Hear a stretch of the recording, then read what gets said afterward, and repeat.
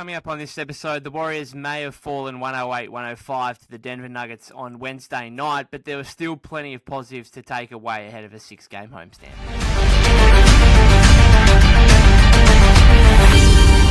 Welcome back to the Golden State with Mates podcast after a 3-point loss for the Warriors on Wednesday night against the Denver Nuggets. A close game, one that came down to the wire. The Warriors had their opportunities, had a non-call by the referee, which will definitely go down as a mistake in the fourth quarter. But they had their chances regardless in a game that was potentially the battle of the two best teams in the West, a potential curtain raiser, I suppose, for the Western Conference Finals later this season. I do think that right now, these are the two best teams in the West. I thought the game itself didn't necessarily live up to the hype of that. I don't know if it's just me. It might be just me, but there was a bit of a lack of intensity in this game. Now, from a Warrior perspective, maybe that's to do with the fact this was their 8th game in 8 different cities across the last couple of weeks. I think that would have something to do with it. But for what could have been a matchup of the best two teams in the West, I thought until the final minutes, where the game was obviously close and the intensity lifts up there, I was actually somewhat surprised by the lack of intensity in the game. The Nuggets got off to a really hot start, and it looked at that point, okay, Warriors on the conclusion of a really tough schedule. This might be a blowout loss and a kind of respectful one from a fan perspective in terms of they were probably allowed to have a bad one. But they didn't. They battled hard. They took a lead to the fourth quarter. And as I said, just blew some opportunities down the stretch. So Steph has a layup with 5 seconds to go, whatever it was, which he makes most of the time. He'd be disappointed with that miss layup. Left-handed, yes, but uncontested. And if you ask Steph Curry, you get a uncontested layup from a few feet, he's backing himself to make it. There's no doubt about that. So there's that. Even on the ensuing possession, so the Warriors then foul Reggie Jackson. He misses the second free throw. CP3 gets the rebound, tries to find Clay in transition, who may have got a decent look at a game-tying 3 at the buzzer. Ended up fumbling the ball out of bounds. The lead pass from CP3 was probably just a little bit too out in front of him. But the Warriors had their chances. The non-call that I spoke about before, the Aaron Gordon block, which should have been a goaltend, which was really a 4-point swing, and in a game that the Warriors lose by 3, that's really pivotal. And it's one of those ones, if you actually look at it in real time from the angle of the broadcast, you couldn't really tell that the ball hit glass first. I don't think so. It's hard for me to be critical of the referees, it's such a split-second thing. But when you look at the replay, clearly ball hits glass first before it's hit by Aaron Gordon. Should have been a goaltend, and then I think Jackson got a layup, or Caldwell Pope, one of the two, got a layup on the other end. That's a 4-point turnaround that is obviously crucial in the final result of the game. So I thought the Warriors, there were some weird things that happened. Klay Thompson missed 3 free throws in a row in the third quarter. When does that ever happen? I was really impressed with how the Warriors battled, to be honest, and the fact they were in this game and they could have potentially won this game. Nikola Jokic ends up going for 35 and 13 rebounds. Absolutely kills the Warriors, which he kills every team. So let's not be too concerned about that. But the first half, as I said, the Nuggets get off to a hot start, and it kind of looks like this might be a blowout. But again, to be down by just 6 at halftime on the back of conceding 9 offensive rebounds, committing 6 more turnovers, and putting up for just 47 points as a team, for the Warriors to be down 6 at that stage was a major positive. I thought the defense was actually it was good throughout the night, to be honest. It was, and they were able to arrest their kind of offensive rebounding and turnover issues in the second half to the point where they could have easily won this game. At the end of the day, Jokic was just simply the best player on the floor, and it wasn't particularly close. Steph was, okay, led the team in scoring again for a 9th straight game with 23 points, but shot just 6 of 17 from the floor. Didn't make a field goal from within the three-point arc. I thought Kentavious Caldwell-Pope did an excellent job on him for most of the game. Steph still, made some of his ridiculous shots, which he does. But Jokic was just clearly the best player on the floor, and I think he's the best player in the world. I think Steph's up there. I still think he is. You might have Steph second or third, or somewhere in the top 5 at least. But I think Jokic is clearly the best player in the world. I've said that since going back to the playoffs last year, basically. There was an argument between him and Giannis. I think Giannis going out in the first round, yes, he was injured. But, him losing to the Heat and then Jokic going all the way and winning the championship, I actually don't think it's close. There's some defensive stuff with him where obviously there's some flaws if he gets switched out onto smaller guys.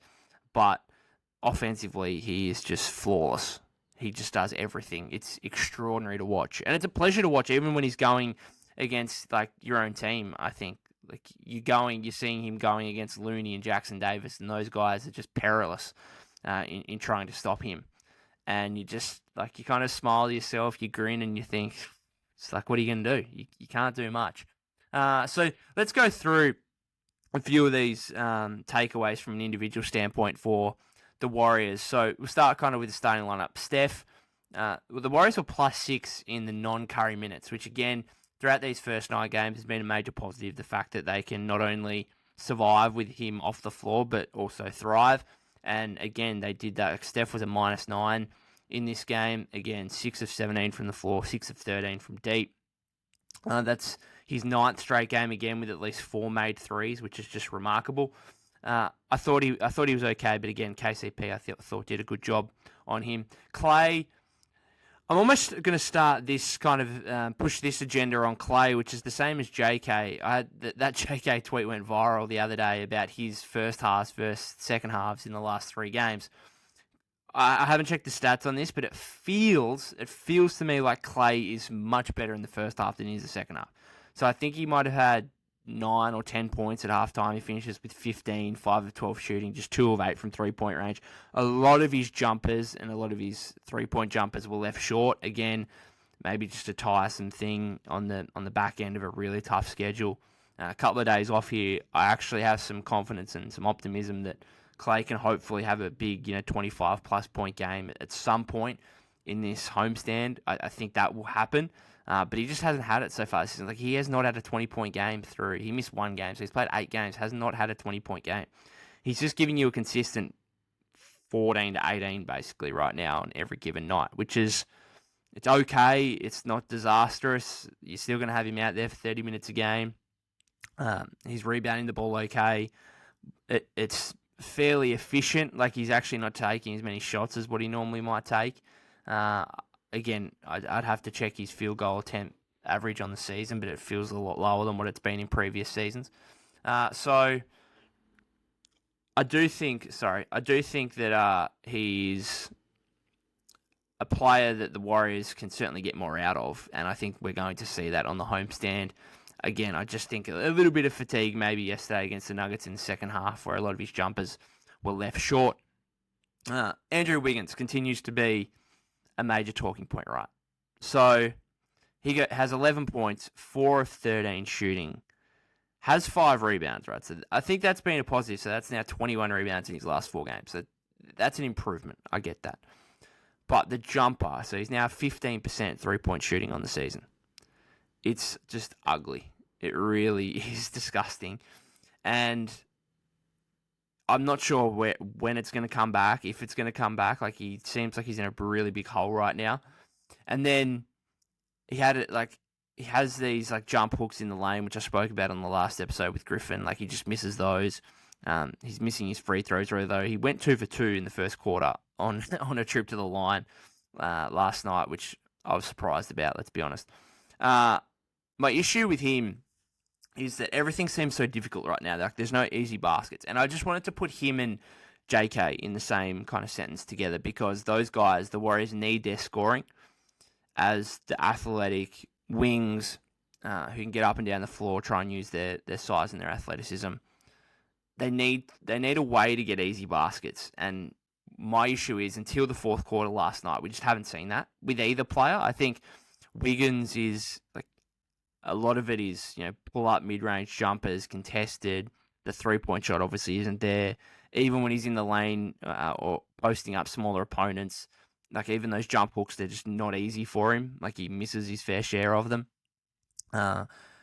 There were obviously a couple against the Thunder, which I go back to last Friday night, where he was able to get a couple of mismatches against smaller opponents, which he did take advantage. But other than that, like that's not easy offense for him necessarily. And it wasn't until the fourth quarter where he got one or two on the kind of tic-tac-toe plays where Steph gets double-teamed down the perimeter, finds, I think it was Looney on most occasions, rolling down the lane, and then Wiggs makes a cut off the baseline, gets a dunk. And that was good to see because he just needs a couple of easy ones. Like his first basket, I think, was in the third quarter off one of those plays where it was a dunk, and I was like, oh, thank God. Like he just got an easy one. And it felt like forever since he got that. And then he got, I think, another one in the fourth quarter. And JK as well is in a similar boat where a lot of his baskets at the moment feel difficult. Like a lot of his attempts feel like he's trying to rumble through the lane against multiple opponents, or a lot of the post-up fadeaway jumpers, which can go in and can look pretty good. And some of his mid-range jumpers actually have been pretty effective.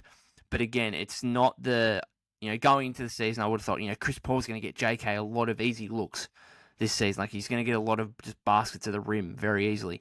And it just hasn't happened. Now, Chris did find him, I think, for one in the third or early fourth quarter on a leak out where JK contested a jumper and then leaked out and got found in transition and got a dunk. That's great. He got another one or two. He got that lob from JK. That lob from Looney to JK for the dunk in the fourth quarter. So I just think for him and Wiggins, Warriors just need to find a way to... It's difficult. They need to find a way to get them easy baskets to try and get them going and just be more efficient, basically. But it's also hard because I think a lot of Warrior fans are frustrated at the fact that, Steve is clearly trying to get Wiggs going. Like, he does take 13 field goal attempts, which was more than Clay. And, only just 4 less than Steph kind of thing. And I think a lot of Warrior fans are getting frustrated at the fact that, hey, could we get, do we have to get Wiggs going when, you could just give the ball to Steph and let him cook a little bit more rather than necessarily having to, rely on Wiggins and Clay to try and get going when they're just not having it so far this season. Like they're not producing it at a level we would like. So I do wonder about that, about the balance of, trying to win games, obviously, and trying to play your best and trying to get Steph as many shots as you can, while also, trying to get Wiggs going, trying to get his confidence up, trying to get him some easy looks, easy baskets, because at the end of the day, you're going to need a consistent 17, 18 points from him each game moving forward to hopefully secure a top 3-4 seed in the West, and then see what you can do come playoff time. Like, the Warriors are going to need him, so it's a bit of a balance right now between that, and for Wiggs and JK, I'd like to see so many more easy baskets. Like, I remember, this is more of a JK thing, but it can actually go to both. I remember in his rookie season, they kind of Steve didn't unearth it by any means. Like, he only used it probably on a couple of occasions. But the Steph JK inverted pick and roll, where JK is the ball handler and Steph's the screener, and I mean, again, they only used it probably a handful of times, but it seemed to work on every possession because Steph, as the screener, like both defenders in that scenario are focused on him. He kind of pops out, and both defenders go with him, and JK as the ball handler basically has a free lane down to the basket, and if there's no help defense in time, then that's a dunk or a layup. And I just haven't seen that at all this season. Like, I haven't seen any inverted pick and roll with JK or Wiggins as the ball handler, because the threat of Steph in those scenarios can just get those guys baskets at the rim. Like, we see that with Draymond sometimes, and others, but JK and Wiggs as those athletic types. Maybe Steve's just not necessarily trusting having the ball in their hands at the top of the perimeter, kind of dribbling. That makes sense. But I do think in terms of trying to find easy looks, that's an action they could go to, which could prove more effective. Looney, in terms of his defense on Jokic, I thought he was pretty good early. I think Jokic made 5 of his first 12 shots. He was actually fairly inefficient early on. I thought he held up pretty well. Played nearly 30 minutes. I wonder if they could have played Jackson Davis a bit more. I think both guys had some foul trouble. Obviously, no Draymond in this game is going to be a big difference. And I thought late Jokic, just the body of work and the power and the banging of bodies that he puts through you throughout the game, I think that really shone for him late, because I think Looney was physically overpowered by the end of the game. I thought, as I said earlier, I thought Looney did a pretty good job of being physical with the Joker in the post, and actually not forced him, but like Jokic took a lot of 3-point attempts early in the game. Didn't make any of them. Well, I think he made one. I think he was 1 of 8 from 3 on the night. So that's what you want. Like, the Joker is he's such a talented, skillful player that he's going to make some ridiculous, fadeaway jumpers or one-legged jumpers or 3-pointers, whatever. Like, he's going to make shots.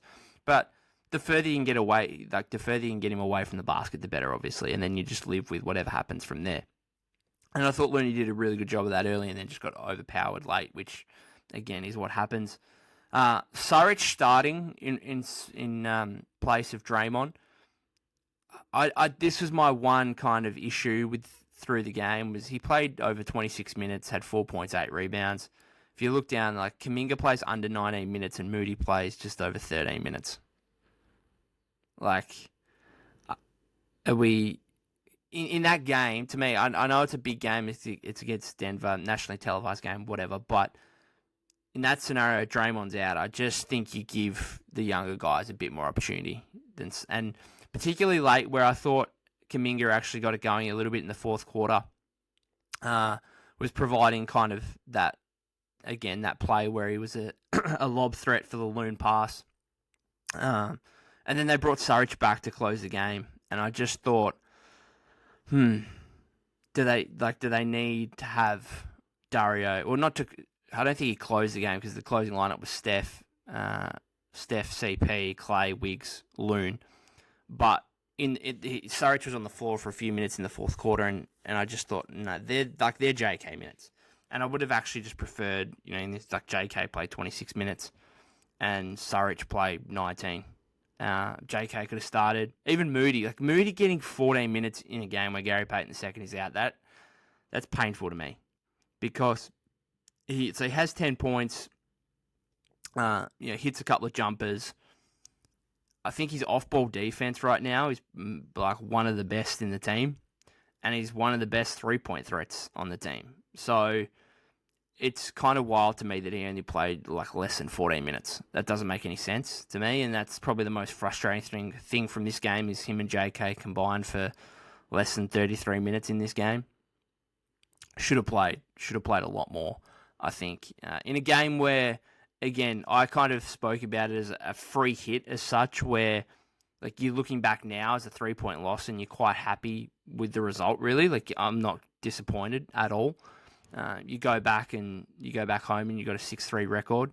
So that's my one issue with Steve, I guess, from this game, was the fact that Saric played so much more than Kuminga and Moody in a game where, yes, it would have been nice to win, but it wasn't necessarily the be-all and end-all, especially this early in the season on the back end of a really, really tough schedule. And you're going to need Dario at times throughout the regular season. There's no doubt about that, but he didn't have his shot falling today. He rebounded the ball yesterday. He rebounded the ball well, but yeah, it's just a little bit disappointing. The bench unit, though, was really positive, and I tweeted out, like, Steve was in his bag really early, because he went by the first quarter, or the end of the first quarter, he had CP out there with Pods, Moody, JK, and Jackson Davis. And I was like, at that point, I thought, okay, this is not a tank job. We're not trying to lose this game, but we're not trying to win it as much as we possibly could. But in saying that, like, that lineup, that 5-man unit is actually not bad. Like, it's fun to watch because this is a fan. Like, you like seeing the young players and them trying to grow and see what they've got. So that's fun to watch. But it's also like semi-effective. Like, they actually held up pretty well. It's not a disaster. You're not putting that lineup out there and thinking, well, we're automatically going to, this unit's going to be a minus 10 or whatever. So it was fun to watch. It's actually pretty effective. Again, you're gonna have Draymond and GP2 coming back, which pushes Saric back to the bench. Like, it's so tough because the Warriors are legitimately 12 deep, and then Corey Joseph is just the poor man out that's not really going to play at any point. But I don't know how you kind of can manipulate these rotations to get at least Jackson Davis minutes, and even Podziemski. Like, Pods had 5 points, 3 rebounds, 2 assists in just over 11 minutes. Like, he did stuff. And he does do stuff. He impacts the game in a multitude of ways. He doesn't make errors. It's just, I thought the play of the game, and I'll talk about Jackson Davis a bit here as well. The play of the game for me was late in the third quarter. Jokic takes a 3 over Jackson Davis, looking for a 2-for-1. Misses, and Jackson Davis leaks out.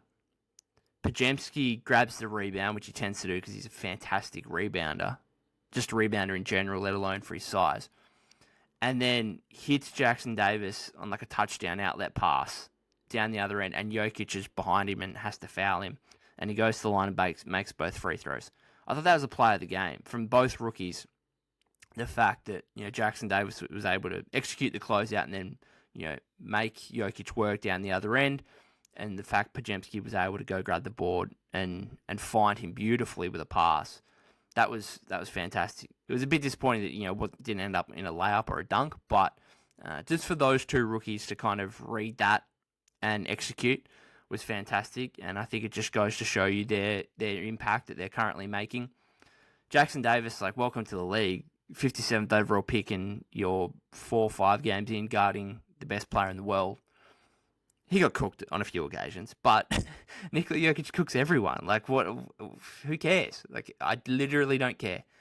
Like, he cooks everyone, and Jackson Davis, again, like, he actually looks small compared to Jokic. Like, he is only 6'8", and that was always going to be a really tough task. Not just because of the experience differential and the skill differential, but just the sheer size differential.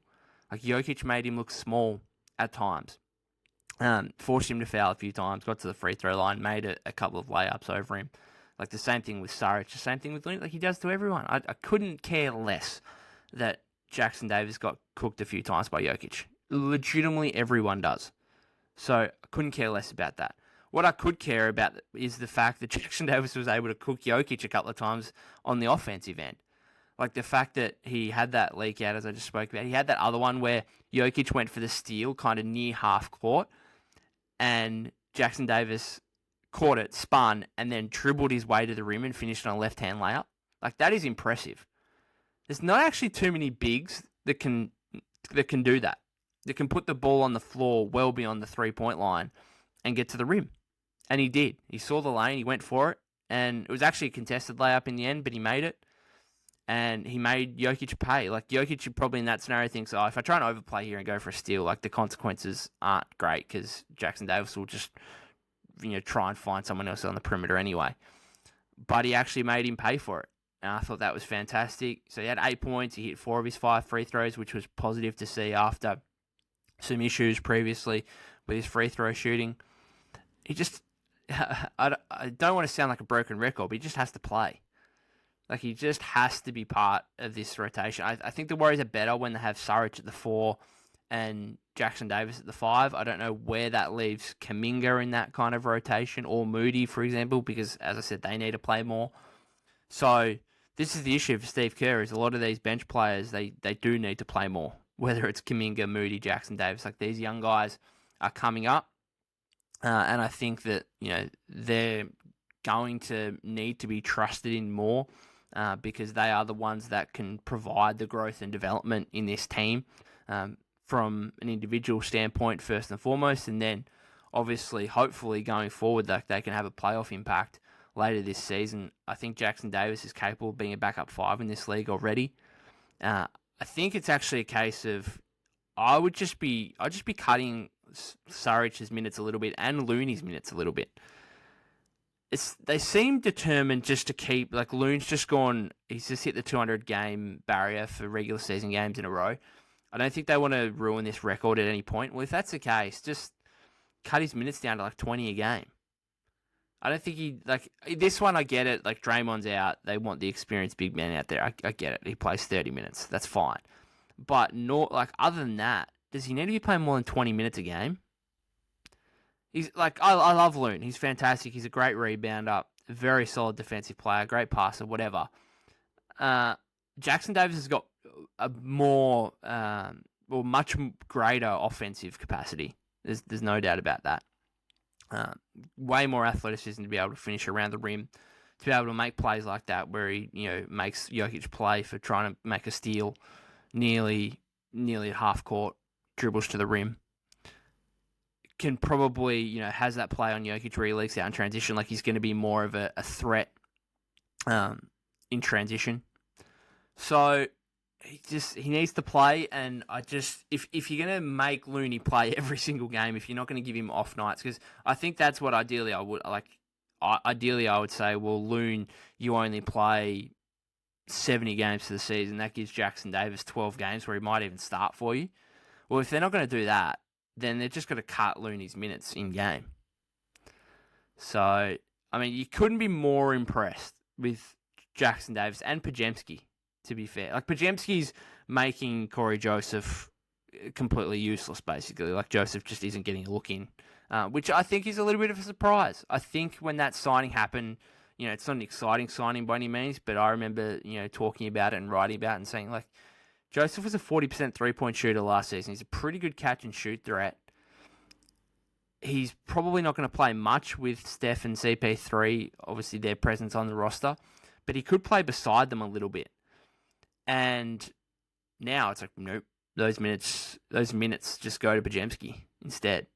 Now, obviously, both are out of the rotation if the Warriors are fully healthy when GP2's there and whatnot. But as a secondary ball handler, a solid defender willing to put his body on the line, as a very, very good rebounder, as a very good facilitator, as a often crafty finisher around the rim. Like, he's just not taking jump shots right now, really, Pods. Hopefully that comes in time. That's fine. But again, you couldn't be more impressed with how him and Jackson Davis are performing, and it's going to be interesting to see because Santa Cruz start up, I think, is it on Friday or Saturday? I think, I think it's tomorrow. I think it's Friday. So they have a back-to-back to start with. I don't know. I'm assuming Pods and TJD might get some run in one of those games. I don't know if they could play Friday and then be available for the Warriors on Saturday because those G League games are in Santa Cruz. So we could see that. But, I mean, TJD specifically, I think, just needs to play. Like, he needs to be playing 12, 13 minutes a game. Simple as that. He's too good not to play. He just is too good not to play. Anything else from this one? Not really. I was very impressed by the Warriors' effort. Like, this is 9 games now where I cannot fault the effort in any of the 9 games whatsoever. Like, they have turned up and played in every game. And the shooting in the season opening loss against the Suns, the shooting in the loss to Cleveland, and really this one where they shot 31.4% from 3, 11 for 35. That's what hurt them in this one as well. Like, for a team that relies on the 3 ball as much as they do, when you make less than 32%, you're probably not going to win too many games. And so, like, it's just 3 bad shooting games that has cost them three wins. Like, they could genuinely be 8-1 right now. But you definitely take 6-3. You definitely take 6-3. Steph Curry, Steve Kerr, talk about how content they are with the position the Warriors are in. They go home 6 games at home in a row here, 8 of the next 10 at Chase Center. I think 7-3 has been the mark that I've seen across social media as kind of the expectation here over the next 10 games. You go 7-3, that puts you to 13-6 on the season, if I'm correct. Yep. So that's a really good start. That's a positive start. That's getting you to a top 2 or 3 seed in the West early on. And the West right now is a bit of a state of flux. Like, there are some teams really struggling, especially in like the Warriors in the Pacific Division. The Lakers suck right now. The Clippers have just got Harden and have sucked. I don't know if you checked out the Clippers game against the Nets yesterday, but my goodness, it's funny. A couple of possessions with Harden, it's just quite funny. The one where he got an open catch and shoot corner 3 look. I think PG might have passed it or something. Just refused to take it. And then just dribbled into a contested 3 and got blocked. It was comical. And then the one where he just throws the ball out of bounds, and Iron Eagle is on the broadcast, I think. He's like, "It's coming my way. I got it." Just hilarious. Anyway, so they're sucking at the moment, the Clippers. The Kings, without Fox, obviously, are really struggling. Lost 2 games to Houston in a row. Although it did beat, and then just beat Portland in overtime yesterday. Like, that's not a great result going to overtime against them.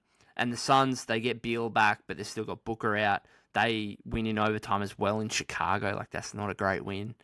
So, like, a lot of these teams are struggling, and the Warriors probably had the toughest schedule of anyone and have come out the other side 6-3. That's a major positive. Anyway, we'll finish it up there. Looking forward to this 6-game homestand, starting with the Cleveland Cavaliers on Saturday night, first night of a back-to-back with the Minnesota Timberwolves. After that, the T-Wolves, they are a team in the West that are looking really good, and they're going to be a tough opponent to face on Sunday. That's going to be a really, really good contest. Other than that, you can follow me at POK252, POK252 on Twitter. If you haven't subscribed to the YouTube channel already, that would be greatly appreciated. You can follow us on Apple Podcasts and Spotify as well. Looking forward to doing another episode coming up here, hopefully do a post-game live for one of the 2 games on Saturday or Sunday. Looking forward to a big weekend of basketball ahead. Hopefully the Warriors can get a couple of wins and move from 6-3 to 8-3 by the end of the week. Cheers, guys.